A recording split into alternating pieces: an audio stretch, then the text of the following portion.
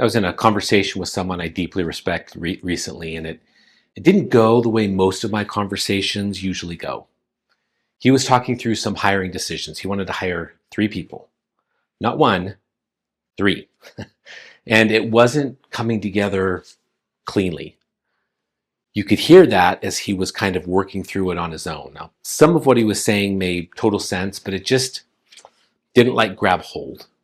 There were parts of it that felt like they were being carried by momentum more than anything solid underneath it. Now, normally I would have stepped in, I'd slowed that down. I wouldn't shut it down, but I would start pulling at it a little bit, the problems, picking at things here and there and trying to pull it apart a little bit for him. Maybe ask a question that forces it to settle into something clearer and then kind of push the decision a specific way. And try to bring it back to something that can actually be stood on before anything moved forward. I didn't do that this time. And I wish that I could tell you that felt like some kind of disciplined leadership decision, but it didn't. It felt like I was leaving something unfinished that I knew how to finish. It felt like I was letting him walk away with something that wasn't fully there yet. We ended the conversation without a decision, a plan going forward. There wasn't even a loose one there. It was just open. A couple weeks later, I found out that he had hired all three. No message to me, no follow-up, no second pass to make sure it still made sense after sitting on it and thinking about it. He just moved. That's the part I've been thinking about, and not in a clean way, because I've seen a lot of people get to that same edge and then step back from it. They don't move until it tightens up. There's an excruciating pause until it sounds right when they say it out loud, or maybe until they can explain it in a way that feels complete to them. He didn't do any of that. And I don't think it was because he had more information than anyone else would have had that was in the same spot. If anything, it may have been the opposite. He moved while parts of it were still missing or unclear. But once he moved, it didn't come back. That's the part that is really weighing on me right now. There wasn't a moment where he needed to rework it or reanalyze it. He didn't reach back out to me to talk it through again for the fourth or fifth or 10th time. There wasn't a handoff when it got uncomfortable or when something didn't exactly line up the way that he expected. He just stayed with it. Now, I don't see that very often. I think I know why. It's not because people don't want to make those kinds of decisions. I think that most leaders actually do see those moments when they're in them. The problem is they don't stay there long enough for it to become something that they trust. They move out of it. It gets, cleaned up.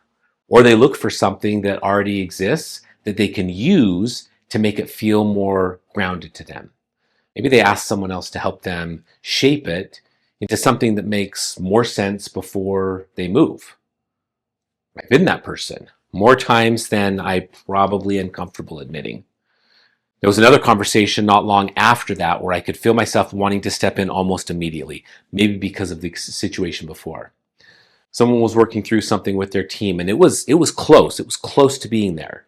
Not all the way, but close enough that I could see exactly where it was going to break or struggle if it kept moving the way that it was. That's a really familiar spot for me. I've built a lot of what I do around being able to see that and then step into it. So I was sitting there listening, and the whole time there was this running thought in the back of my head about how I could bring it together for them. I could be the hero again. I don't want to take over. I just wanted to tighten it enough that it would actually work for them the first time. And I didn't. Not because I didn't want to. Oh man, I really, really wanted to. It felt slow sitting there. There were stretches of that conversation where nothing really moved. They were kind of circling around parts of it that didn't quite connect, and I could feel and see how easy it would have been just to step in and give them that last piece that I felt like they were missing. And it would have taken a few minutes and everything would have made more sense, certainly to me and probably to everybody else. Instead, I stayed in it with them while it took longer than I personally thought it should. I didn't like it. I'm not going to pretend that there was some calm confidence in that moment or a great transition. There wasn't. I felt inefficient. I felt like I was letting something drag that didn't need to drag. Something interesting happened. They worked through it. It was not in the way that I would have mapped out ahead of time. And there were parts of it that still didn't land perfectly, even as they were trying to get there. But something shifted after that conversation. They didn't come back with it. They didn't need it re-explained when something changed later. They didn't need my insight to tell them where they went wrong. It just stayed with them in a way that I've learned not to expect. And that's where this has started to get uncomfortable for me, because there are other situations where I haven't done that. I've been talking about it all month. There was someone I worked with recently who didn't have time to sit in any of that. I could feel that right away. They were aggressive. They were motivated. I think anyone could have felt that. They wanted something that they could use immediately, something that would move things forward without having to stay in that unclear space for very long. I gave it to them. I didn't hesitate. I didn't push back. I made sure that I didn't leave any loops open. I gave them something clear and structured that would work consistently. And it did work. And that's what makes it hard to look at really honestly. Because if you only judge that moment based on what happened right after, it looks like the right move. It solved the immediate problem exactly the way I designed it to. It got things moving again. But I could feel something else as soon as I sent it and watched it get implemented. I could feel that I had just taken something that wasn't fully theirs yet, and I made it mine to carry again. Look, it wasn't in an obvious way. It's not like they said, now you have responsibility for this going forward. It was way, way, way more subtle than that. They said I became the place that it would have to come back to because I had made all the decisions. And I know what that creates over time. I've seen that pattern enough to recognize that I'm the one reinforcing it. It's how I built my business for years. That's really hard for me to deal with because there's a version of this where I can just keep doing that, where I keep stepping in, and when those things are close, bringing them together, bridging that gap, being the glue.